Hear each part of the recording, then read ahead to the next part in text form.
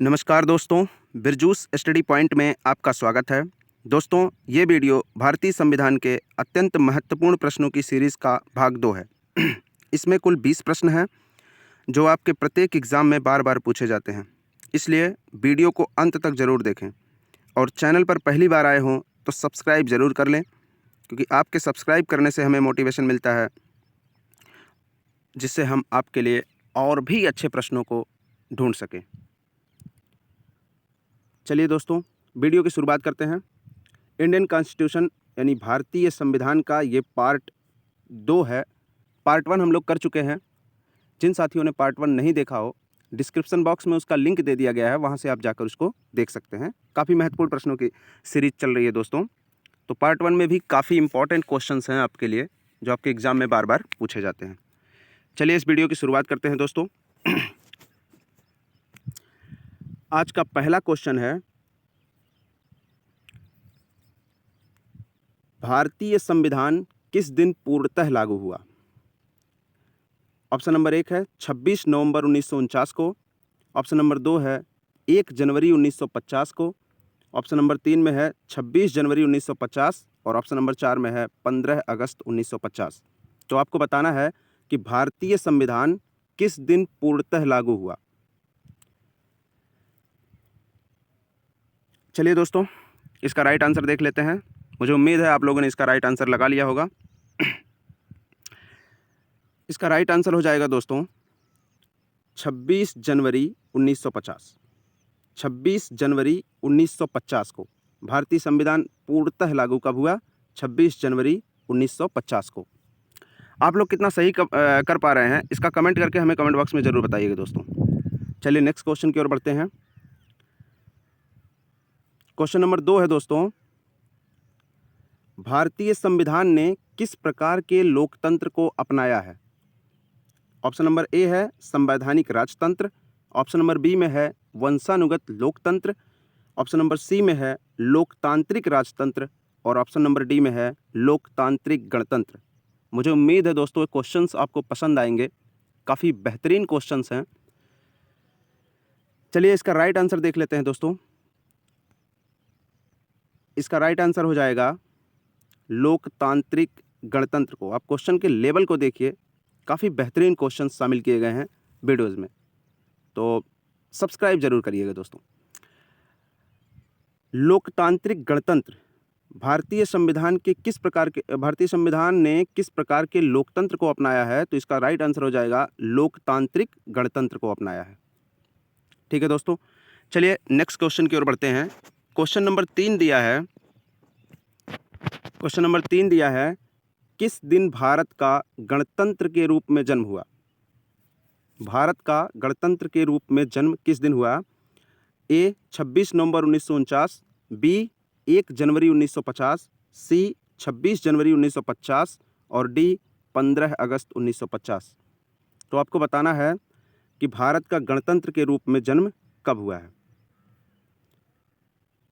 चलिए दोस्तों, मुझे उम्मीद है आप लोगों ने इसका आंसर कर लिया होगा।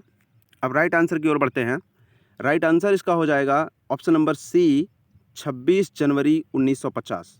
26 जनवरी 1950 से पहले हमारा देश गणतंत्र नहीं था। गणतंत्र का अर्थ क्या होता है दोस्तों? गणतंत्र का मतलब होता है जिस देश का राष्ट्राध्यक्ष निर्वाचित होता हो, वंशानुगत ना होकर निर्वाचित होता हो, ऐसे देश को हम लोग क्या कहते हैं? गणतंत्र कहते हैं। चलिए दोस्तों, क्वेश्चन नंबर 4 की ओर बढ़ते हैं। क्वेश्चन नंबर 4 दिया है, भारतीय संविधान कितने भागों में विभाजित है? आसान सा क्वेश्चन है दोस्तों। ए नंबर ऑप्शन में है 15, बी ऑप्शन 18, सी ऑप्शन 22 और डी ऑप्शन है 24। इसमें से आपको बताना है कि भारतीय संविधान कितने भागों में विभाजित है। तो इसका राइट आंसर हो जाएगा दोस्तों option number c 22। Option number c 22। चलिए दोस्तों नेक्स्ट क्वेश्चन की ओर बढ़ते हैं। Question number 5। क्वेश्चन नंबर 5 क्या दिया है, चलिए देखते हैं। क्वेश्चन नंबर 5 दिया है, 42वें संवैधानिक संशोधन अधिनियम द्वारा प्रस्तावना में किन शब्दों को नहीं जोड़ा गया? ध्यान रखिएगा, नहीं जोड़ा गया पूछ रहा है आपसे। तो ऑप्शन नंबर ए में दिया है धर्मनिरपेक्ष, बी में दिया है समाजवादी, सी में दिया है गुटनिरपेक्ष और डी में दिया है एकता और अखंडता। दोस्तों 42वां संविधान संशोधन 1976 में हुआ था। कब हुआ था? 1976 में। तो उसमें किन शब्दों को नहीं जोड़ा गया?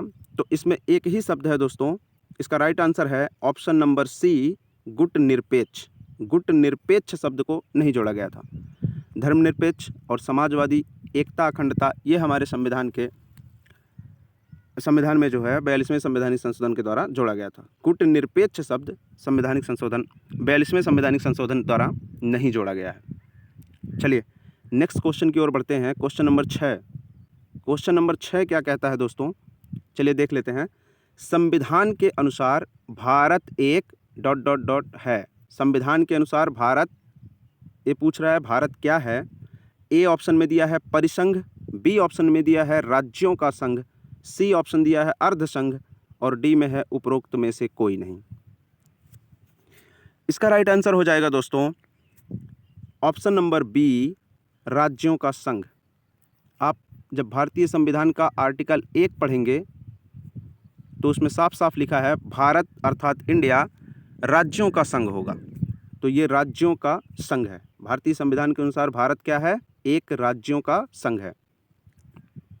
चलिए दोस्तों क्वेश्चन नंबर 7 की ओर बढ़ते हैं। क्वेश्चन नंबर 7 आपसे क्या पूछा गया है?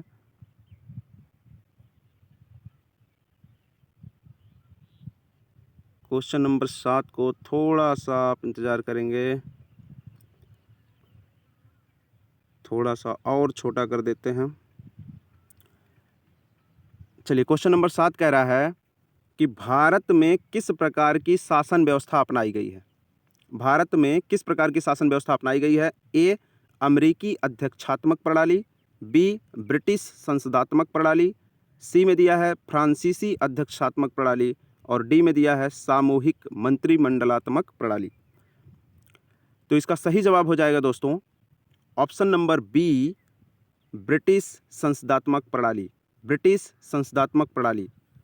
मुझे उम्मीद है दोस्तों इस वीडियो से आप कुछ ना कुछ ज़रूर नया सीखेंगे। तो इसका सही आंसर हो जाएगा ब्रिटिश संसदात्मक प्रणाली। चलिए दोस्तों नेक्स्ट क्वेश्चन की ओर बढ़ते हैं। Question number 8। क्वेश्चन नंबर 8 थोड़ा सा जूम कर लेते हैं। क्वेश्चन नंबर 8 क्या दिया है? भारत के संसदीय प्रणाली पर किस देश के संविधान का स्पष्ट प्रभाव है? जो संसदीय प्रणाली हमने अपनाई है उस किस देश के संविधान का स्पष्ट प्रभाव है? ए नंबर में है ब्रिटेन, बी नंबर ऑप्शन में है ऑस्ट्रेलिया, सी नंबर ऑप्शन में है कनाडा और डी नंबर में है दक्षिण अफ्रीका। तो आपको बताना है कि भारतीय जो संसदीय प्रणाली है वो किस देश के संविधान से लिया गया है या किस देश के संविधान का स्पष्ट प्रभाव है। इसका राइट ऑप्शन हो जाएगा दोस्तों option number A Britain. Option number A Britain. Britain से हमने संसदीय प्रणाली को लिया है। चलिए क्वेश्चन नंबर 9 की ओर बढ़ते हैं। क्वेश्चन नंबर 9 ये रहा आपके सामने। राज्य के नीति निर्देशक सिद्धांतों की प्रेरणा किस देश के संविधान से मिली है? जो राज्य के नीति निर्देशक सिद्धांत हैं किस देश के संविधान से इसकी प्रेरणा मिली है, यही पूछ रहा है। ए नंबर में है दक्षिण अफ्रीका, ऑप्शन बी में है फ्रांस, ऑप्शन सी में है आयरलैंड और ऑप्शन डी में है सोवियत संघ। इसका आंसर आप लोग लगाइए। तब तक आर्टिकल हम बता देते हैं आपको।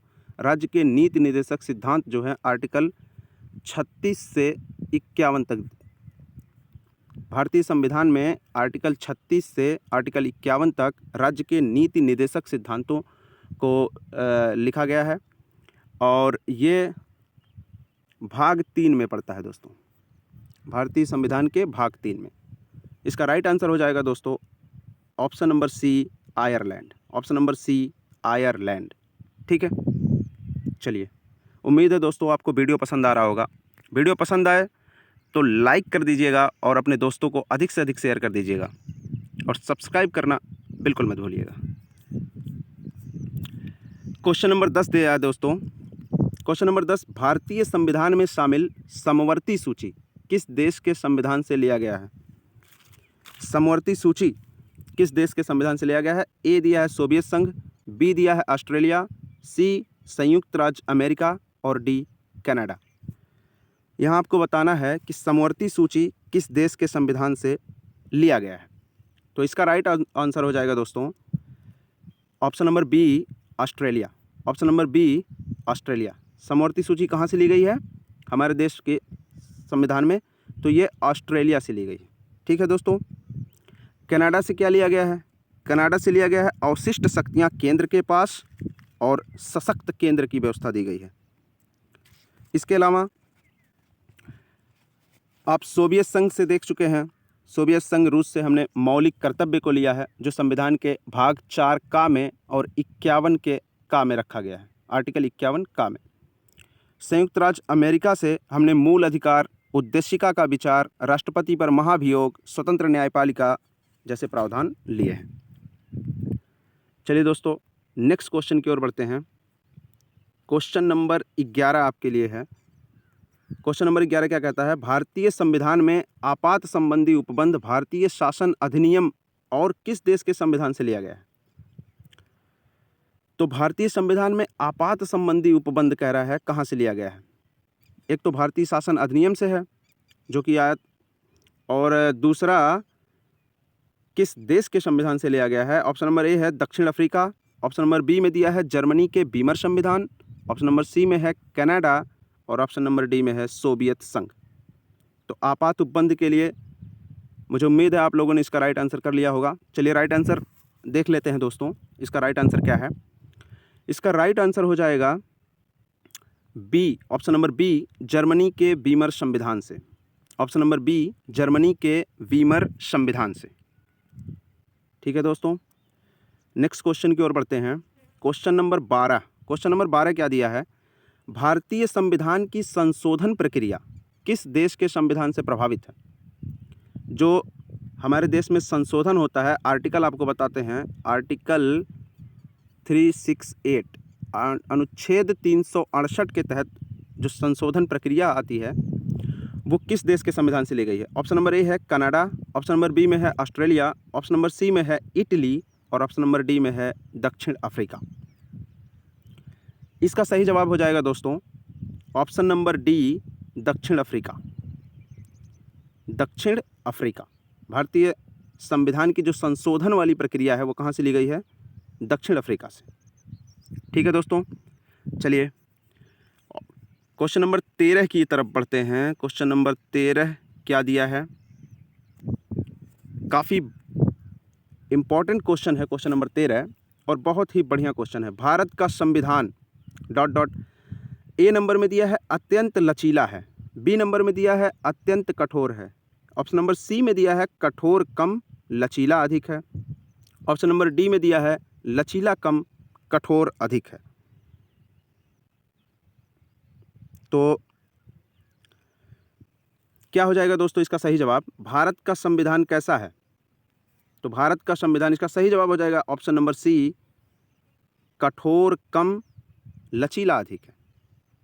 इसका सही जवाब हो जाएगा ऑप्शन नंबर सी, कठोर कम लचीला अधिक है। चलिए दोस्तों क्वेश्चन नंबर 14 की ओर बढ़ते हैं। क्वेश्चन नंबर 14 के लिए थोड़ा सा छोटा कर लेते हैं जी। चलिए क्वेश्चन नंबर 14 दिया है, भारतीय संविधान का स्वरूप ... है। भारतीय संविधान का स्वरूप कैसा है ये पूछना चाह रहा है। ए नंबर ऑप्शन में है एकात्मक, ऑप्शन नंबर बी में दिया है पूर्णतया संघात्मक, ऑप्शन नंबर सी में है संरचना में संघात्मक भावना में एकात्मक और ऑप्शन नंबर डी में दिया है भावना में संघात्मक संरचना में एकात्मक। इसका राइट आंसर हो जाएगा दोस्तों ऑप्शन नंबर सी, संरचना में संघात्मक और भावना में क्या है? एकात्मक है। संरचना में क्या है? संघात्मक है, भारत एक संघ राज्य है, और भावना में क्या है? एकात्मक है। आपातकाल के समय हम देखते हैं कि एक संसद ही पूरे भारत के लिए कानून का निर्माण करती है। चलिए दोस्तों क्वेश्चन नंबर 15 की ओर बढ़ते हैं। क्वेश्चन नंबर 15, ये भी काफ़ी बढ़िया क्वेश्चन है। भारत के नागरिकों को कितने प्रकार की नागरिकता प्राप्त है? देखिए कितना आसान क्वेश्चन है, लेकिन इसमें भी लोगों को फंसाया जा सकता है। ऑप्शन नंबर ए में है 1, ऑप्शन नंबर बी में है 2, ऑप्शन नंबर सी में है 3 और ऑप्शन नंबर डी में दिया है 4। तो आपको बताना है कि भारत के जो नागरिक होते हैं उनको कितने प्रकार की नागरिकता प्राप्त है। जैसे यूएसए में है, यूएसए संयुक्त राज्य अमेरिका में, तो उनको 2 प्रकार की नागरिकता प्राप्त है, नागरिकता मिलती है 2 प्रकार की। एक होती है सेंट्रल की और एक होती है प्रांतों की। इसी प्रकार से भारत में कितने प्रकार की नागरिकता है ये आपको बताना है। तो इसका सही जवाब हो जाएगा दोस्तों ऑप्शन नंबर ए 1। भारत में एकल नागरिकता है। भारत में राज्यों की नागरिकता अलग से नहीं होती है, भारत में सिर्फ आप भारतीय नागरिक बनते हैं।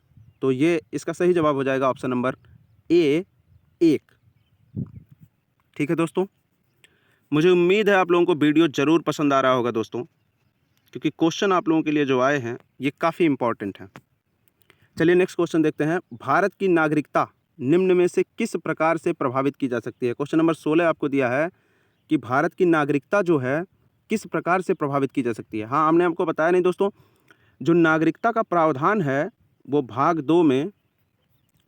2 में और आर्टिकल जो है अनुच्छेद 5 से लेकर 11 तक है। नागरिकता का प्रावधान भारतीय संविधान में भाग 2 और अनुच्छेद 5 से 11 में दिया गया है। तो इस क्वेश्चन का आप ऑप्शन देख लिए। ऑप्शन नंबर ए में है जन्मजात, ऑप्शन नंबर बी में है वंशानुक्रम, ऑप्शन नंबर सी में है देशीयकरण और ऑप्शन नंबर डी में है किसी क्षेत्र के भीतर भारतीय संघ में समाविष्टि से। तो इसका सही जवाब हो जाएगा दोस्तों, आपको पता है कि जो नागरिकता होती है वो जन्मजात से भी मिलती है। हमारे देश में कोई बच्चा जब जन्म लेता है तो जन्म से ही भारत का नागरिक हो जाता है। वंशानुक्रम से भी भारत का नागरिक बनाया जाता है, देशीकरण से भी भारत का नागरिक होता है और किसी क्षेत्र में भारतीय संघ में समाविष्टि, कोई क्षेत्र है जो भारतीय संघ में शामिल कर लिया जाए वहाँ के निवासी भी भारतीय नागरिक हो जाते हैं। तो इसका राइट आंसर दोस्तों उपरोक्त सभी हो जाएगा। इसका राइट आंसर क्या हो जाएगा? उपरोक्त सभी। चलिए क्वेश्चन नंबर 17 की ओर बढ़ते हैं। क्वेश्चन नंबर 17 क्या दिया है दोस्तों? संविधान के उपबंधों के अधीन, ये उपबंधों लिखा है, उपबंधों के अधीन, संविधान के उपबंधों के अधीन किस प्रकार से किसी भारतीय नागरिक की नागरिकता समाप्त हो सकती है? संविधान में वर्णित जो उपबंध हैं उसमें पूछ रहा है आपसे कि किस प्रकार से किसी भारतीय नागरिक की जो नागरिकता है वो समाप्त हो सकती है। ऑप्शन नंबर ए में दिया है त्यागने पर, अगर कोई भारतीय नागरिक अपनी नागरिकता त्याग दे तो समाप्त हो सकती है।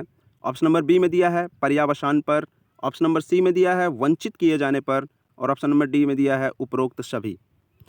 तो दोस्तों इसका राइट आंसर हो जाएगा ऑप्शन नंबर डी उपरोक्त सभी। ये तीनों के तीनों हैं जिनसे भारतीय नागरिकता समाप्त हो सकती है, त्यागने पर भी, पर्यावसान पर भी, वंचित किए जाने पर भी। ठीक है दोस्तों, क्वेश्चन नंबर 18 की ओर बढ़ते हैं। क्वेश्चन नंबर 18 क्या दिया है, चलिए देख लेते हैं। संविधान द्वारा प्रदत्त नागरिकता के संबंध में संसद ने एक व्यापक नागरिकता अधिनियम कब पारित किया? ऑप्शन नंबर ए में है 1950, ऑप्शन नंबर बी में दिया है 1952, ऑप्शन नंबर सी में दिया है 1955 और ऑप्शन नंबर डी में दिया है 1960। तो इसका राइट आंसर हो जाएगा दोस्तों ऑप्शन नंबर सी 1955।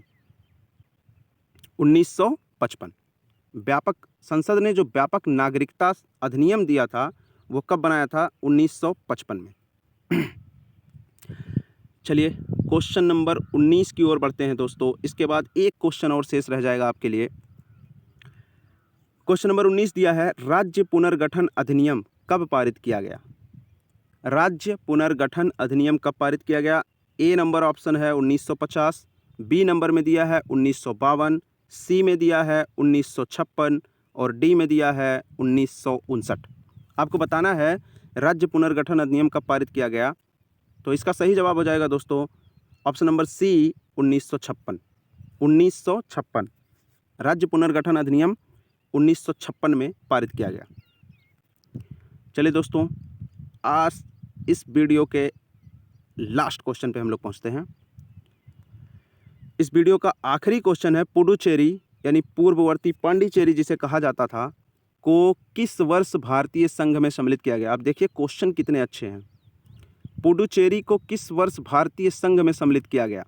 अब जो पेपर होते हैं दोस्तों, उसमें इसी प्रकार के क्वेश्चंस पूछे जाते हैं। काफ़ी चुन चुन कर क्वेश्चन आपके लिए लाए जा रहे हैं, तो आप वीडियो लाइक ज़रूर करिए, शेयर ज़रूर करिए, और चैनल पर पहली बार आए हो तो सब्सक्राइब ज़रूर कर लीजिए इस प्रकार के महत्वपूर्ण प्रश्नों को प्राप्त करने के लिए। ए नंबर ऑप्शन में दिया है 1956, बी नंबर ऑप्शन में दिया है 1959, सी नंबर ऑप्शन में दिया है 1962 और डी नंबर ऑप्शन में दिया है 1963। तो पुडुचेरी को कब भारतीय संघ में शामिल किया गया? इसका सही जवाब हो जाएगा ऑप्शन नंबर सी 1962 में। ऑप्शन नंबर सी 1962 में। दोस्तों, मुझे उम्मीद है आप सभी को वीडियो पसंद आया होगा। तो चलिए दोस्तों, अब नेक्स्ट वीडियो में हमारी मुलाकात होगी आपसे पार्ट 3 के साथ। तब तक के लिए जय हिंद।